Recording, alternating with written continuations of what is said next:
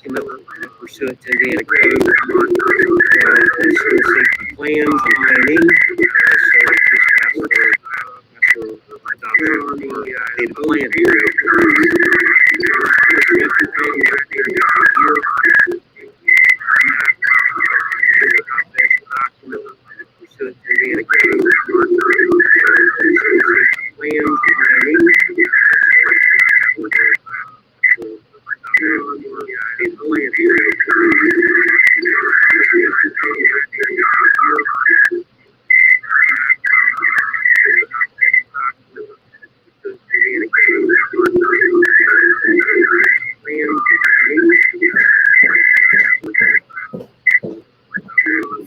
Board members, you've got to, myself now, you got to push your mute off and on. So if you want to talk and be heard, you've got to take your mute off so you can be heard.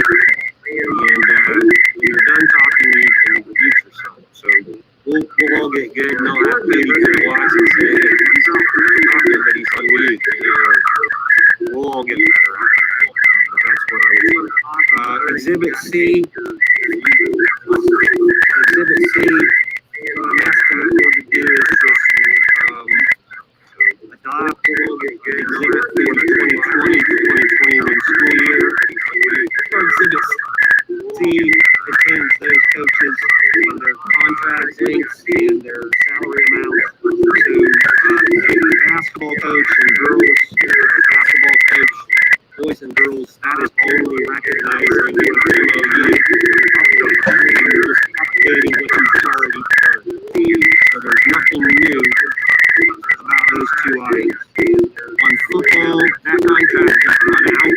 So this declares that position vacant. So that the board, the athletic director, the board members, the athletic director committee can fill that vacancy. So that's what we have in Exhibit C. When you see the anticipated months, the MOU is updated. What that's telling you is the athletic director here. We do need to act on the coaches at those times, those months. It's listed next to those positions so that we can adequately find the coach we need to and fill it So that's why you see those dates. They really tie to the season. So that is the exhibit to see that it asks you to adopt so that we can update the MOU.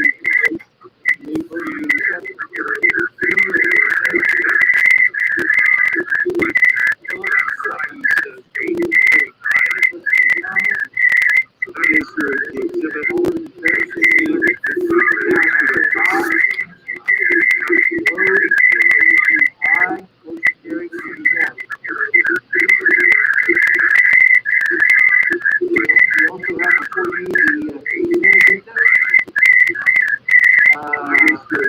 A couple items there, Mr. Ford, I'd like to talk about.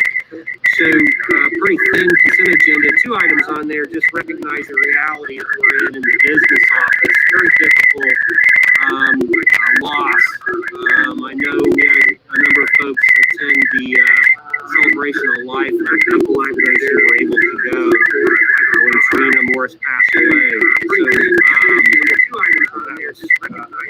Shocking news to us at this board meeting last month. In the interim, you appointed this current interim business managers. The hourly rate, recognizing their work responsibilities in the term of her interim service.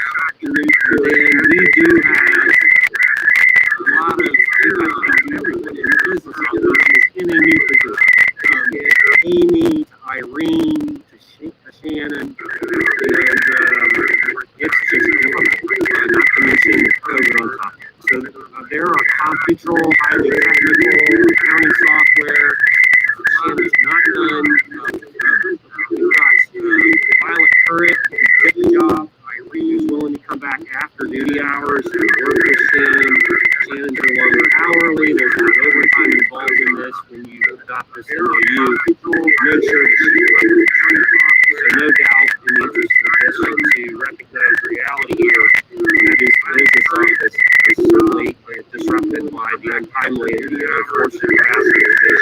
This helps keep things moving and stable. That's the only different items in the city permit.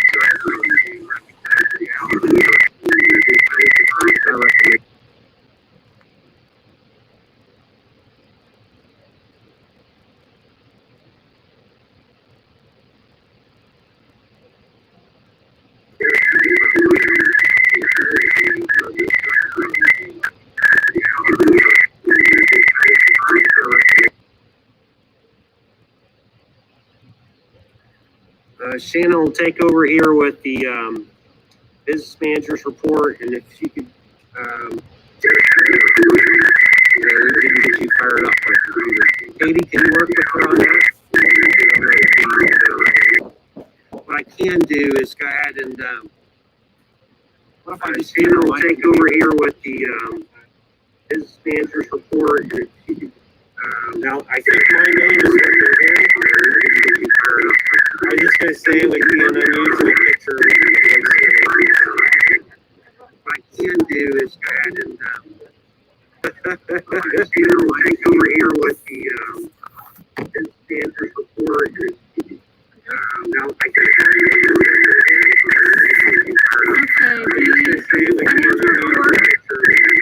as of November 30th, I'm estimating a positive cash flow of $1,088,201 for the 2020 budget year. Also, a cash balance of $3,669,549. Our revenue this month did exceed our expenses by $190,466. And the debt fund, there's a negative cash flow of $466,625 and an estimated cash balance of $1,154,759. In the pension fund, there is a negative cash flow of $29,754 and an estimated cash balance of $454,788. In the operation fund, there's a positive cash flow of $739,329 and an estimated cash balance of $1,854,728 at the end of this calendar year. Our cash balance in the rainy day fund is $600,782. And after 8 payrolls in this school year, our salary expense is down $254,617.17 from the prior school year.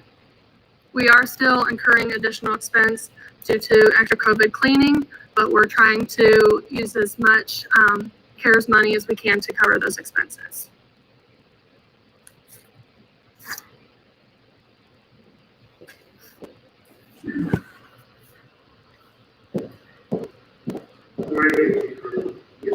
Then I have claims and receipts, so I'm just asking approval for the claims and receipts that were included in your board packet.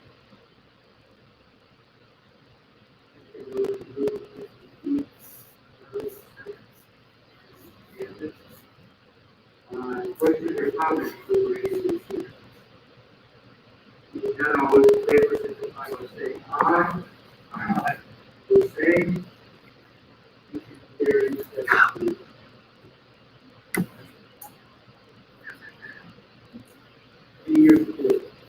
I think Jeremy had covered that.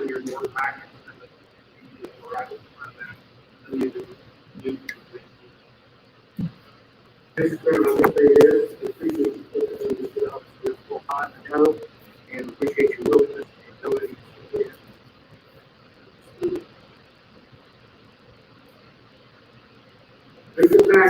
Okay, before you, I have a couple items of business for tonight. I'd like to take them as separate entities this time. The first one will be the Teacher Appreciation Grant, also known as the TAG grant, that this year that the J School Corporation received $112,409.24 for the Teacher Appreciation Grant.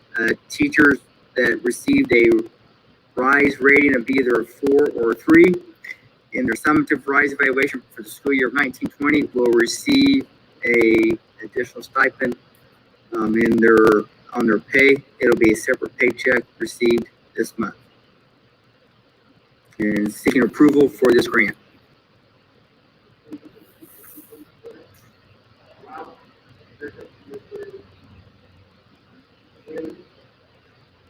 Questions or comments? Those in favor, signify by saying aye. Those say, motion carries 7-0. Thank you very much. Appreciate that. The next grant that is brought to you tonight is the Title IV grant. The total of this grant is $64,197.11.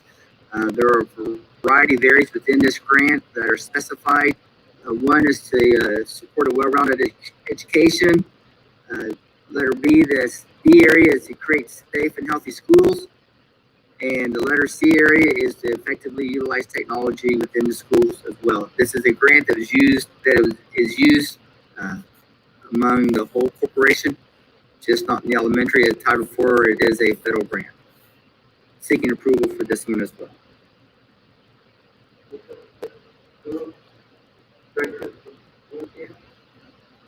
Questions or comments? All those in favor, signify by saying aye. Those say, motion carries 7-0. Thank you very much. You're welcome. Thank you for your.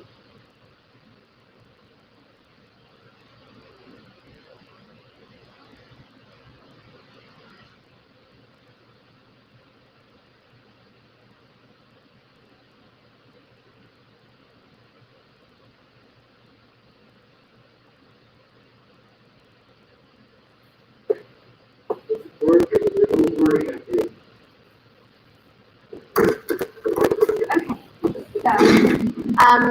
As you know, remote learning is 7/12, the last day of November through December 4th. And at the beginning of the school year, you can really ask me, are we ready? And after some reports, yes, is this better? So I have some good news for you. Last year in May, we surveyed our parents and our students and asked what needs to be improved. Some of the things that they said were ineffective communication, time-consuming, the due dates were confusing, and it was just overwhelming, which is overwhelming for everyone involved. We focused on 5 areas where we thought would improve remote learning. We shared successes, so we had a teacher that really connected with students and did a good job in the spring. We shared their stories with everyone else in the district, shared their materials, helped them work together with people in similar grade levels or subjects. Next, we researched best practices, local, national. The internet was flooded with things that were working, things that weren't. We called our neighbors, we called our connections in other schools, we said what's working, what didn't work, and we really tried to learn from other school districts' successes and ways to improve as well. Teacher-led professional development. We have tech coaches in all of our buildings. They identified this is what the teachers need. We surveyed the teachers and we pulled out highlights and said, how can we make this better? And those tech coaches got to work, created an online summer conference. We've done a summer conference for 5 years. This year was online, and we were able to give the teachers stipends to participate. Next, the distribution of technology. We had to start purchasing things that were going to make our learning better. The GEAR grant has helped. There are other grants that have really helped deliver in this area. And then just-in-time professional development. I realize we have the teacher-led professional development, but during that week, there was a situation that happened and all the teachers needed a way to fix it right then. We sat down, we made an instant video, sent it out to the teachers, and they had a solution in their inbox within 10 minutes. So we have a Google Classroom where there are currently 44 trainings that have been created since August. Some of those are tech coaches, some of them are administrators, some of them I've created. There are many, many ways for teachers to improve remote learning. And we asked our parents, staff, and students on a scale from 1 to 5, how would you rate your remote learning experience? And 85% of them rated it a 3 or higher. So we really feel like that was a success. And this was the most telling of all, was the experience with remote learning better than e-learning last spring. And we had over 1,000 people participate in this survey, and over 80% said that yes, it was better than last spring. So we definitely have, the staff really jumped on board. The parents were pretty positive. The students, of course, the highest number participating because we asked them to fill out the survey during school. Still 70% even is better, and so we just feel really, really great about that. Some of the things that were positive from staff, students, and parents were the clear expectations, the adjusted remote learning schedule, required Google Meets was something that really was a game changer for us, and that technology that we purchased and that professional development that we planned really, really helped make the learning environment more authentic, even though it was online. It felt like we were really bad. They got to, parents were really excited about the face-to-face, even though it's virtual. They still got to, the students got to see their teachers, interact with them, and then, you know, students in quarantine are still learning, they're continuing to learn. This is not just remote, this is happening all the time. And the expectations were clear, as you heard. That was one of the things that we needed to improve on. Last year, again, the face-to-face is something that the students appreciated. They appreciated the later start time, and we really increased the accountability and structure. Of course, there are always opportunities to improve. Internet in the rural community continues to be an issue. It's talked about statewide. Mark Root and his team have really worked hard to have hotspots for those students that are in problem areas. He's really working to make the internet connection better, but it's still a roadblock for us. It's something that we're working through. We will continue to revise the schedule. We went from, I just really just like the schedule to, yeah, it's a lot better, but we're still working on the flexibility within the schedule. And as always, we're trying to balance student engagement and workload. I think everyone in 2020 is trying to balance that right now. And then I thought this quote was really nice. After last year, I was 100% dreading this week. I was pleasantly surprised. My kids were held accountable. They were actually live with teachers. They were learning all day long, and they were very pleased with how e-learning more so over the summer.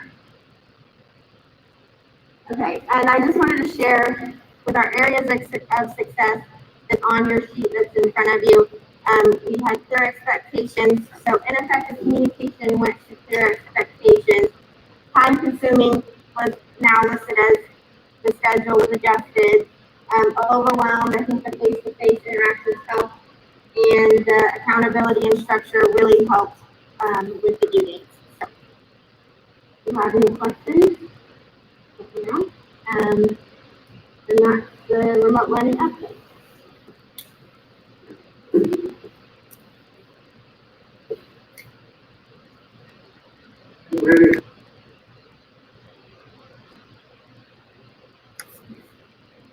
Well, Katie, thank you for presentation. It helps answer two big questions.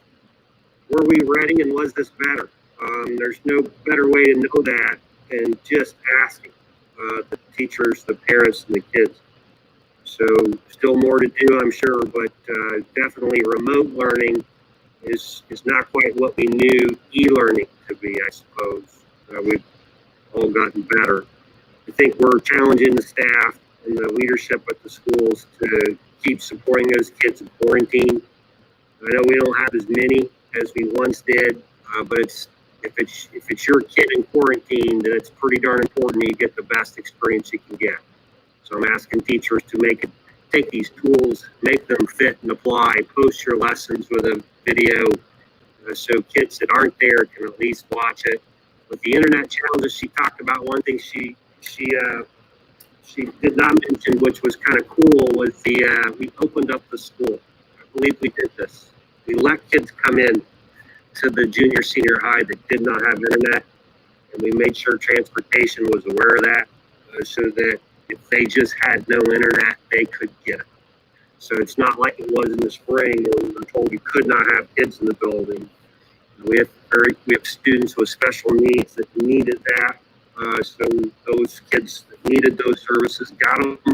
So I think that's something that was good to see happen. So thank you very much. Good news. Good to have some. Items for future agenda we'll deal with this not at the next meeting, which is January the 4th, which is strictly reorganizational. But administrative and support staff MOUs as well as any policies. That I entertain a motion to adjourn. Mr. Shannon. Second, Mrs. Mollenkamp. All those in favor signify by saying aye. Opposed, same. Motion carries 7-0.